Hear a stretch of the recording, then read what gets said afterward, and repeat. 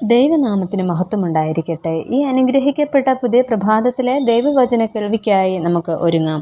ഇന്നത്തെ വായന ഭാഗം ഉൽപ്പത്തി പുസ്തകം 1 മുതൽ 4 വരെയുള്ള അധ്യായങ്ങളാണ്. ഇന്നത്തെ ചിന്തയ്ക്കായി ഉൽപ്പത്തി പുസ്തകം 1-ാം അധ്യായം 1-ാം വാക്യം. ആദിയിൽ ദൈവം ആകാശവും ഭൂമിയും സൃഷ്ടിച്ചു.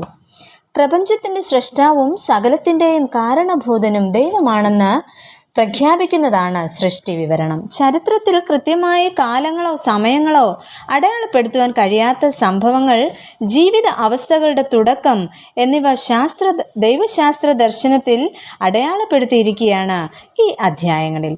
പാഴും ശൂന്യവുമായിരുന്ന ക്രമരഹിതമായ അവസ്ഥകളെ ദൈവത്തിൻ്റെ പ്രവർത്തനങ്ങളിലൂടെ രൂപാന്തരപ്പെടുത്തുന്നതിൻ്റെ ക്രമീകൃതമായ വിവരണങ്ങളാണ് ഈ ഭാഗത്തു നിന്നും നമുക്ക് കാണുവാനായിട്ട് സാധിക്കുന്നത്. സൃഷ്ടിപ്പിൻ്റെ വിവരണം, മനുഷ്യൻ്റെ മഹത്വം, പാപത്തിൻ്റെ അനന്തരഫലം, അതിനുശേഷം ദൈവകൃപയും രക്ഷയുടെ വാഗ്ദത്തവുമാണ് ഈ അധ്യായങ്ങളിലൂടെ നമുക്ക് കാണുവാനായിട്ട് സാധിക്കുന്നത്. എന്നാൽ മനുഷ്യന് അപ്രാപ്യനും സർവ അതിശായിയും അടുത്തുകൂടുവാൻ കഴിയാത്തതുമായ അതിവിശുദ്ധനുമായ ദൈവത്തെ നമുക്ക് ഇവിടെ കാണുവാനായിട്ട് സാധിക്കും. ഈ ദൈവത്തെ എപ്രകാരം സൃഷ്ടികളായ നമ്മുടെ ജീവിതത്തോട് ചേർത്ത് നിർത്താം എന്ന് നമുക്ക് നോക്കാം. ഒന്നാമതായിട്ട്, ഉണ്മയെ നൽകുന്ന ദൈവിക ബന്ധം. ആദിയിൽ ദൈവം ആകാശവും ഭൂമിയും സൃഷ്ടിച്ചു എന്നത് സൃഷ്ടിയുടെ ആരംഭത്തെയും അതിൻ്റെ സമ്പൂർണതയെയും സൂചിപ്പിക്കുന്നു. ഈ ദൈവത്തിൻ്റെ സൃഷ്ടി വ്യവസ്ഥയിൽ ഉൾപ്പെടാത്തതായിട്ട് യാതൊന്നും ഇല്ല. കാലത്തിൻ്റെയും ഇടങ്ങളുടെയും എല്ലാം സർവ അധിപതി ദൈവമാണ്. ആകാശവും ഭൂമിയും എന്നത് സകലത്തെയും ഉൾക്കൊള്ളുന്നതായി വിവരിക്കുന്ന ഒരു സാധാരണ ശൈലിയാണ്. അതിനാൽ യഹോവ സകലത്തിൻ്റെയും സൃഷ്ടാവും സകലത്തിനും കാരണഭൂതനുമായ ദൈവമാണ് എന്ന് ഇതിലൂടെ നമുക്ക് മനസ്സിലാക്കുവാനായിട്ട് സാധിക്കും.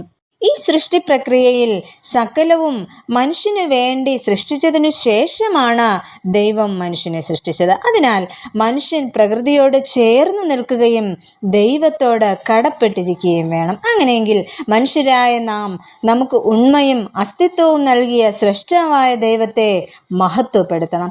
വലിയവനായ മഹത്വപൂർണനായ സൃഷ്ടാവായ ദൈവത്തിൻ്റെ സന്നിധിയിൽ ഞാൻ എത്ര നിസ്സാരനാണ് എന്ന തിരിച്ചറിവ് നമുക്ക് എപ്പോഴും ഉണ്ടായിരിക്കണം. രണ്ടാമതായിട്ട്, ക്രമത്തെ ഉളവാക്കുന്ന ദൈവിക ബന്ധം.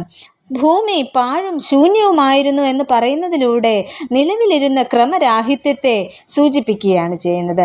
സൃഷ്ടിയുടെ ആരംഭത്തിൽ ഭൂമി ആകമാനം ക്ഷോഭിച്ച ഇരുൾ മൂടിയ ക്രമരഹിതമായ പ്രളയ അവസ്ഥയായിരുന്നുവെങ്കിൽ ഈ സ്ഥിതിയിൽ നിന്നും ദൈവം തൻ്റെ വചനത്തിലൂടെ ഭൂമിയെ വാസയോഗ്യമാക്കുകയും രൂപാന്തരപ്പെടുത്തുകയും ചെയ്തു. ഇവിടെ ദൈവത്തിൻ്റെ ആത്മാവ് ക്രമരാഹിത്യത്തിൽ നിന്നും ക്രമത്തിലേക്കും പാഴും ശൂന്യവുമായിരുന്നതിൽ നിന്നും മനോഹാരിതയിലേക്കും സർവത്തെയും നൂതനമാക്കുന്നു. അതിനാൽ ലോകത്തിൽ നിരന്തരമായി ഇടപെട്ടുകൊണ്ടിരുന്ന ദൈവത്തിൻ്റെ സർഗാത്മകമായ പ്രവർത്തനങ്ങളുടെ വിവരണമാണ് ഉൽപ്പത്തി പുസ്തകം. ക്രമക്കേടുകളും അന്ധകാരവും ക്രമാതീതമായി വർദ്ധിച്ചുകൊണ്ടിരുന്ന ഈ കാലഘട്ടത്തിൽ ശരിയായ ദൈവിക ബന്ധം നമ്മെ അന്ധകാരത്തിൽ നിന്നും വെളിച്ചത്തിലേക്കും മൃത അവസ്ഥയിൽ നിന്നും ജീവന്റെ സജീവതയിലേക്കും നയിക്കേണ്ടതായിട്ടുണ്ട്. ഇത്തരത്തിൽ സൃഷ്ടാവായ ദൈവവുമായുള്ള ശരിയായ ബന്ധം നമ്മിൽ ഉണ്ടാകുമ്പോൾ ദൈവ സൃഷ്ടിയിലെ തനിമയും മനോഹാരിതയും നിലനിർത്തുവാൻ നമുക്ക് സാധിക്കും. അങ്ങനെ സൃഷ്ടാവായ ദൈവം ആഗ്രഹിക്കുന്ന വിധത്തിൽ നമ്മുടെ ജീവിതങ്ങളെ ക്രമീകരിക്കുവാനായിട്ട് നമുക്കൊരുങ്ങാം. നമുക്ക് പ്രാർത്ഥിക്കാം. ദൈവമേ, സകലത്തിൻ്റെയും സൃഷ്ടാവ് നീ ആകുന്നു എന്നും അങ്ങയെ കൂടാതെ ഞങ്ങൾക്കൊരു ഉണ്മയില്ലെന്നും തിരിച്ചറിയുവാൻ സഹായിച്ചതിന് നന്ദി പറയുന്നു. ഞങ്ങളിലെ ക്രമരാഹിത്യത്തെ തിരിച്ചറിഞ്ഞ് സൃഷ്ടാവാം ദൈവത്തിൽ ആശ്രയിക്കുവാൻ ഞങ്ങളെ സഹായിക്കണമേ. ആമേൻ.